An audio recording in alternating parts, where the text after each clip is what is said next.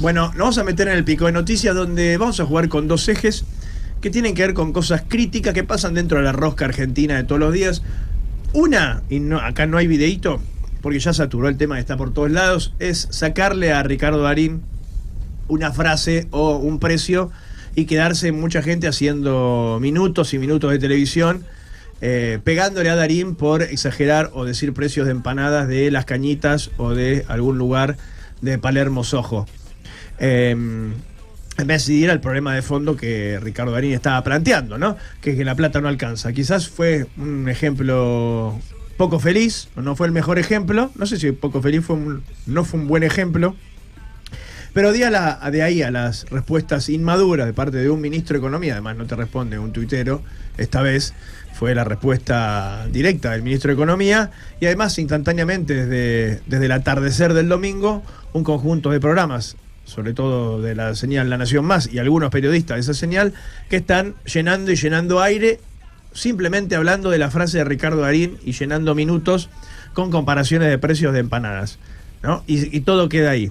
Después si esto lo hacía Mauro Viale hace 20 años, todos se rasgaban las vestiduras de mirá lo que hace, cómo vende humo, y ahora sale a preguntar precios de empanadas, y al final todo lo que hacía Mauro hace 20 años, ahora lo hacen hasta lo que se la dan de prestigiosos, ¿no? Y de marcar tendencia con sus editoriales. Bueno, eso fue una parte de lo que pasó el domingo, pero otra más importante quizás tiene que ver con lo que pasó dentro del Te Deum del 25 de mayo, dentro de la Catedral de Buenos Aires, con las duras palabras del arzobispo de Buenos Aires, y me pongo por encima de la cuestión del saludo o no saludo de Milei a la vicepresidenta y al jefe de gobierno porteño, y al tuit de Roma no paga traidores, porque un poquito más de lo mismo que hemos estado debatiendo, ¿no? Lo que pasa en las redes sociales, pero esta vez que involucra hasta una cuestión institucional, que es la relación entre el presidente con su vice, con su compañera de fórmula en el 2023. Pero creo que es más profundo las palabras del arzobispo de Buenos Aires, García Cuerva, y vamos a compartir un cachito de lo que decía. Tenemos necesidad de diálogo, de forjar la cultura del encuentro, de frenar urgentemente el odio. Démonos otra oportunidad. No podemos construir una nación desde la guerra entre nosotros. Todo acto de violencia es condenable y quiebra el tejido social. Argentina, levántate, ponete de pie, vos podés. Basta de arrastrarnos en el barro de las descalificaciones y la violencia. Basta de vivir paralizados en el odio y el pasado. Basta de estar con la esperanza por el suelo. Es hora de ponerse de pie. Un discurso que apunta al desánimo del argentino, ¿no? Yo creo que atraviesa la grieta el mensaje y apunta a cierto desánimo que yo veo, no sé si tanto en los jóvenes, pero sobre todo en la población de adultos mayores de la Argentina. En la gente grande se la ve triste, apagada, ¿no? A gente que le puso el cuerpo al país en diversas situaciones históricas, gente que le puso el cuerpo y perdió amigos, ¿no? La década del 70, que luchó por la vuelta a la democracia, que atravesó por todo tipo de gobiernos democráticos, y ahora en un contexto de desolación, diría yo, ¿no? De gente de más 70, donde quizás algunos pensando en un gobierno que le devuelva la esperanza y que se vaya Milei, y otros que se taparon la nariz y fueron a acompañarlo a Milei en el balotaje, pero están totalmente se sienten totalmente a la intemperie el último tiempo, ¿no? La falta de cobijo de una parte de la población. Y del otro lado, este mensaje que estaría bueno finamente debatirlo un cachito, que tiene que ver con garpa el no diálogo, la postura, mi forma de expresarme, que no conduzca al diálogo. Hoy parece ser lo que garpa en redes, y que las urnas un poco están direccionándose hacia ese sentido. Un barrido, cada vez se barre y cada vez queda menos en el medio, ¿no? Y hoy en día, con el ida y vuelta que puede haber en las redes, el cerrarte a vos mismo y a lo que vos opinás, como vos decís, que es me quedo con lo que yo digo, no termina dando una imagen buena, termina como alejándote del resto, me parece a mí. Y cada vez más separados, cada vez más una especie de individualismo cada vez más profundo, ¿no? Claro. Y en una época donde es mucho más fácil estar unido, por una cuestión de lo digital. Sí. Por eso más que nada. Y se van creando esas comunidades, ¿no? A favor o en contra de uno o del otro. Terminás teniendo los extremos y tengo mi postura o directamente no hablo de política. Claro, o sea, la autocensura. Claro. Igualmente. ¿Ustedes detectan un poco de autocensura en su generación o en el diálogo con... ¿Tienen diálogos de estos temas con otras generaciones, ya sea sus padres, su viejo, un hermano mayor, un primo? Sí. Sí. Se nota, sí.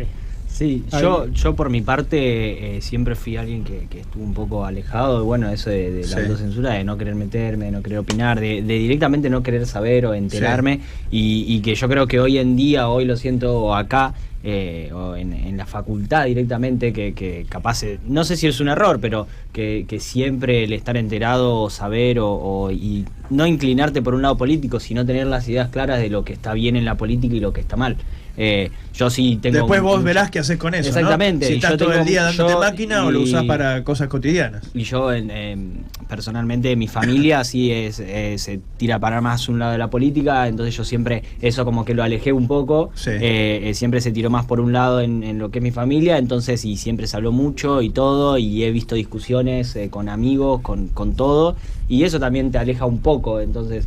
Hemos visto los últimos 15 a 20 años, yo creo que se recrudeció los últimos 15 a 10 años, gente adulta que se conocen un montón de la vida y de repente por un comentario en Facebook, Twitter o grupos de WhatsApp donde se comparten, no sé, un grupo de running y de asados, que se terminan tirando con de todo por la situación política. Y eso sigue pasando, ¿eh? Sí.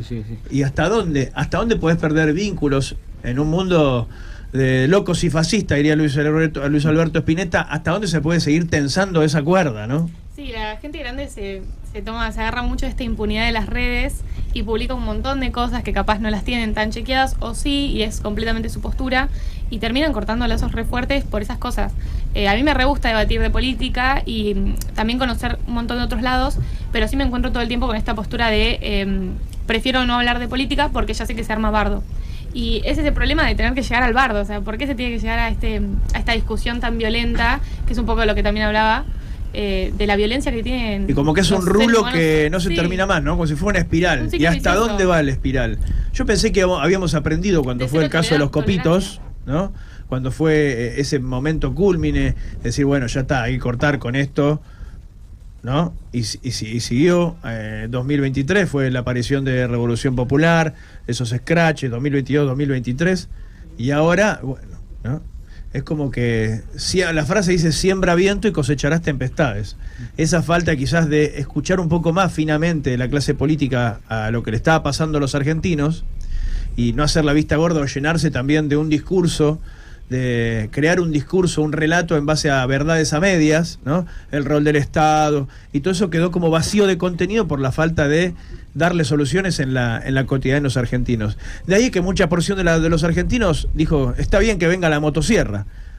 Después podemos verle la profundidad de la motosierra o quién se comió los bordes de la motosierra y a quién raspó más. Pero así llegamos a una situación bastante compleja y que va dejando heridos y gente que emocionalmente sigue quedando rota. Bueno, vamos a seguir charlando de estos temas en esta noche. Ahí vamos a ir a la música, tanda, vamos a tener una entrevista donde los invito a jugar al bowling. Prepárense porque vamos a jugar al bowling. Después de las 11 también la charlita deportiva y el cierre con el tema meteorológico. ¿Qué estación les gusta más? ¿Otoño, invierno? ¿Primavera, verano? Primavera. Yo soy de invierno. Bueno, ¿vos sos team invierno? Bueno, yo soy team invierno ahora. El miércoles todo el equipo de Ahí Vamos te va a estar puteando. Sabelo. Esto es Blind Melon con un clásico, una hermosa canción, en contra del bullying, obviamente. Nos ponemos siempre de ese lado. Cuando poco se habla de esos temas, quizás solamente un poquito en la sociedad norteamericana, Blind Melon nos regalaba esta hermosa canción llamada No Rain, que suena más o menos así: noche de lunes en Ahí Vamos.